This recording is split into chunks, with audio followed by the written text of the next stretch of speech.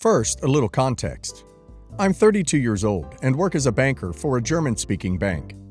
I live in the US and help with contracts and other business meetings with US companies. I make a nice bit of money and have earned 2 additional BA degrees and my MBA while being here in the US. I have a cousin in Europe who is a school teacher, and he is married to a woman who does not work. So you can imagine they don't have much expendable income for desires. Most of their income covers their necessities. Anyway, for future references, here are the abbreviations for the following scenario. EC equals entitled cousin. SP equals salesperson. Me equals, take a guess. Last Christmas, I took my girlfriend, now fiancé, to Europe, and we did a small Euro trip to the typical Europe destinations, Paris, Munich, and London. While in Europe, we spent some time with my family there. I introduced her to my brother, grandparents, etc. I also encountered EC. Most conversations I had with him were always how tight money was for him, and he needed a new car. At that point, I didn't read too much into it because money was tight for a lot of my family in Europe. In one conversation, EC asked me to accompany him to a car dealership to check out some new cars. He wanted to upgrade the old rust bucket he was driving. I said, sure. I got my fiancé and my sister-in-law an appointment to a premium beauty salon. Massage, manicures, pedicures, etc. While she was having fun, EC picked me up and we went to an authorized Jeep dealership. We walked around checking out the new models and whatnot, and even took models on a test drive. EC liked the Grand Cherokee, and SP explained the benefits and features, and what options there are to buy, finance, lease. So EC says he would want to buy the car, and SP started to prep the paperwork. While SP was doing that, we continued expecting his soon-to-be ride. The SP got us and said the paperwork was ready. This is the conversation that ensued. SP to EC. Here is the paperwork for buying the vehicle. Because you are a new customer, we need the check for the vehicle in advance and wait from the bank to confirm the costs will be covered. EC. No problem. Money won't be a problem. Here, me, take this. EC shoves the paperwork in front of me, and I assumed he wanted me to look it over to ensure everything looks fine. I read through the fine print, asked some follow-up questions, and concluded the contract seemed like a great deal. Me passed the paperwork back to EC. EC, why are you handing it back to me? Me, because it's your contract. EC, so I have to sign it? Me, yes, it's your deal. EC, okay. He signs the paperwork and hands it back to SP. SP, good. Now, if I could have the check so our finance department can call the bank to confirm the funds are available. EC to me, give SP a check. Me, excuse me? EC, write him a check. Me, no. EC, what do you mean? You are rich and here to buy the car. Why else do you think you are here? Me, 1. Why should I buy you a car? 2. I'm here because you asked me to be here and to go car shopping. I assume to help you with getting a good deal. EC, I don't have the money to buy a car like this. It's Christmas and I want this car. Now write him a check and let's go. Me, I don't care what you want. I'm not buying this car for you. You want it, you have to buy it. EC is getting angry and says, I can't believe how greedy you are. You work for XYZ Bank and make 5 times the salary I do. You need to pay for this car. Me, you are correct. I make 5 times more money than you, and that is even before my yearly bonus. And just because I make and have more money doesn't mean I am obligated to buy you or anyone else in our family anything. EC, listen to me. I need a new car. You have spare income. I don't. So be a good family member and write a check. You gave our uncle 5k euros to buy a car. How is this any different? Me, our uncle takes care of our grandmother, aka his mother. And as a thanks to him for doing that, I sent him that money to help him buy a new car that lowered his monthly expenses and was safer for our grandmother to ride in. EC, so you have the money to pay for this car? Me, in theory, yes, I have the funds to buy 3 of these cars if I wanted to, but I will not write a check for this car, not now or ever. EC, write this check or I will sue you. SP steps in. Gentlemen, it appears that I won't be getting a check here today. EC, you will get a check. He is going to write one now. Me to SP. It appears that EC brought me here under false pretenses, and since he does not have the funds necessary for the purchase of this vehicle, he wasted your time and mine. I am telling you, you will not receive a check from me. If a check is written today, it will be one of EC's. EC, stop being so selfish. Buy the car now. Me, duck you, EC. We are through here. SP is annoyed and asks me to please leave and tells EC to get out and to never come back again. EC, no, I'm taking that Jeep and me is going to pay for it. SP to EC, you will leave now or our legal department will sue you for breach of contract. EC, what contract? SP shows him the signed contract and says, the one you just signed. You have 30 seconds or I will call the police and have you arrested. EC gets up and leaves, shouting and yelling. SP turns to me. Did he really expect you to just buy him a new car? Me, I guess so. I know I have caused you a lot of trouble and feel free to say no, but may I use your phone to call my uncle so I can get picked up? SP, no problem, sir. Would you like a coffee while we wait? Me, thank you, but I already cost so much of your time and money. There's no need. SP, please, sir, I insist. I am as baffled as you are. My uncle said he would be there in a few minutes, and SP and I sat down to a cup of coffee and talked about what just happened. He asked if his legal department should pursue this matter or if they should just forget about the incident. I told him EC didn't have a lot of money and that they most likely would never see a penny from him. Maybe I should have told them to sue. It's been 3 months since I heard from EC, and the majority of our family took my side on the matter. As a thank you to my uncle and grandmother, I bought them plane tickets to the US, first class, and suites for the wedding in the fall. And I believe it goes without saying that EC and his wife and parents are not invited to my wedding. Did your cousin's parents try to defend their son's actions? Yes, they had the same opinion. Because I can afford it, I should pay. You went to school and earned the degrees so that you could get the job that you work hard at. He didn't. We make choices. His choices led to the financial situation he is in. If he had helped to take care of y'all's grandmother, then I could see helping him out. He hasn't, and he hasn't done anything to deserve you buying him a new car. If anything, he ought to be ashamed of himself. Congratulations on your upcoming wedding.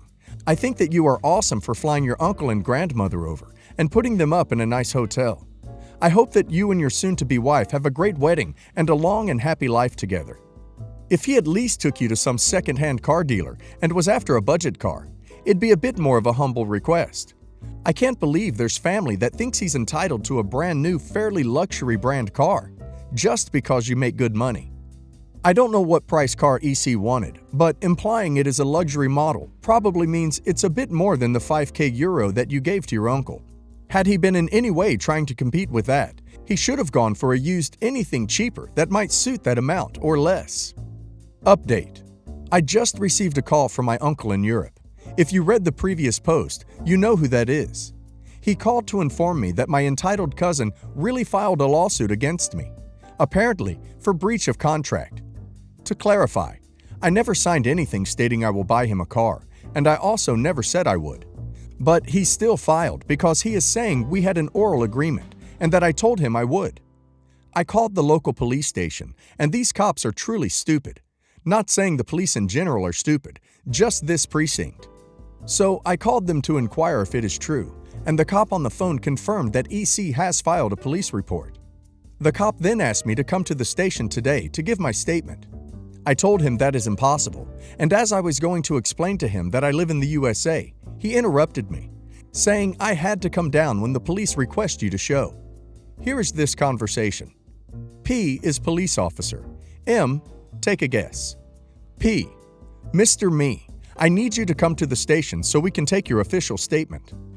M, that is impossible, officer. You see, P, sir, when the police gives the request, you have to show up to give your statement. Otherwise, we have the authority to arrest you for evading official police business. M, officer, I literally can't make it. You see, I live… P, what is your full name, sir? Me gives him my full legal name. P, date of birth. Me gives him date of birth. P, social security number. Me gives him my European social security number. To clarify, The Social Security number in Europe is not linked to your finances. It is linked to your health insurance and is just as unique as the Social Security number here in the US. Now, I haven't used that number in 9 years, and the account has no mailing address anymore. This is important for next part of the convo. P. Sir, I can't find a current address.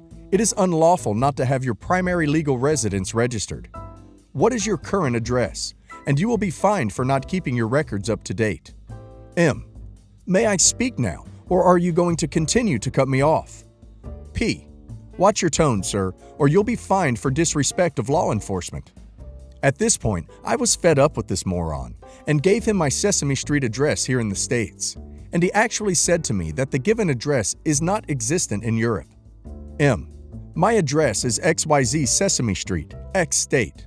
Sir, this is your final warning. Give me your legal address here in Europe, or we will send out an APB for your persona. At this point, I just snapped. It was freaking 3 a.m., and I have to deal with someone who probably never left his state, probably even his country. M. Listen here, you muppet. I live in the I didn't say freaking though, United States of America, and have been for the past 9 years. For the past 10 minutes, I've been trying to explain to you that it is physically impossible for me to show up at your station, simply because I won't buy a last-minute ticket, spend thousands of dollars, just so I can tell you my side of the dispute. Now, if you and your backwoods police station want to buy me a ticket and pay room and board, I will be happy to get on a plane. Or, I will give you my side over the phone, and you can fax me the papers to my office, and I will sign the statement and send it back to you. Your choice. P. Oh, I understand. Well, okay then. Please tell me what happened and we will finish up via fax. After he finally understood what the problem was, I gave him my statement and asked him if he knows for how much my evil entitled cousin is suing me for. And here's the kicker. He is suing me for the loss of the car's value, emotional stress, and loss of income, because apparently his rust bucket died a month ago and he couldn't make it to work. He is suing me for roughly $140,000, $80K for the car, $3K for loss of income, and $57K for emotional stress. My uncle has a friend whose son is a lawyer, and he is willing to take my case. My uncle also drove to the Jeep dealership to talk to the sales rep who was present when EC demanded the car. He said he will testify in my defense. Now, I thought not to take care of this situation and just say F it. But since the country my family lives in is part of the UE, and I don't want to get arrested the next time I land in Germany, Austria, or Paris, I am forced to deal with this. I know this is just a cruel tactic of my cousin trying to get me to buying him that car, but not with me. After this, I'm done with him and his side of the family. I have a business trip coming up next week in Switzerland, and will stay a little longer to deal with this situation in person. Thanks for reading, and have a great day, hopefully better than mine. First update. I just got off the phone with my lawyer. He told me that the case most definitely will go to court and will not be dismissed. As I understand, there is a ruling in place that if a complaint claims a monetary reimbursement over 120k euros, it has to go to trial. This also explains how my EC came up with those arbitrary numbers. To clarify, 140k USD is roughly 122 to 125k euros, depending on the exchange rate. However, there is hopeful news. My lawyer knows my EC's lawyer, and he told me that his firm had a few cases against him and that EC's lawyer lost them all. He is very optimistic that he can pressure my Nimrod of a cousin to withdraw the claims when the trial starts. I will speak with my lawyer on Wednesday again and hopefully have an update by then. Thank you all for your support. Second update. My lawyer talked with the prosecutor's office and set up an appointment for a questioning session on Monday.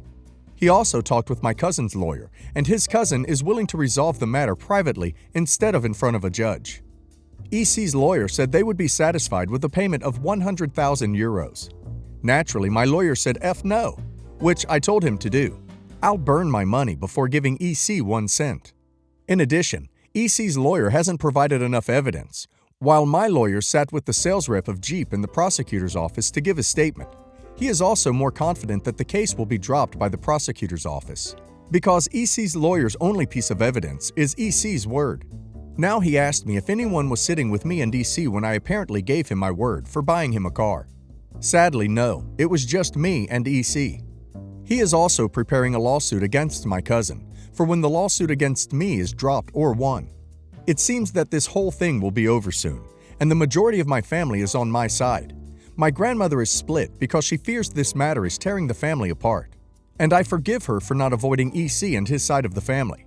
However, she is 86 years old and just wants to live the rest of her days in peace. I hope to have this matter resolved in the next 2 weeks. I have other things to worry about, my wedding, and I still haven't figured out why I'm so nervous and scared about getting married. Wow, he took it to a whole other level. Yep, he sure has. After this case gets dismissed or I win, I will sue him for slander and filing a false police report and whatever else my lawyer can think of. This whole thing has me all riled up. Damn, man, this is next level entitlement. Entitled people are going to do whatever it takes just to get something they wanted. It's just simply hard for them to accept defeat.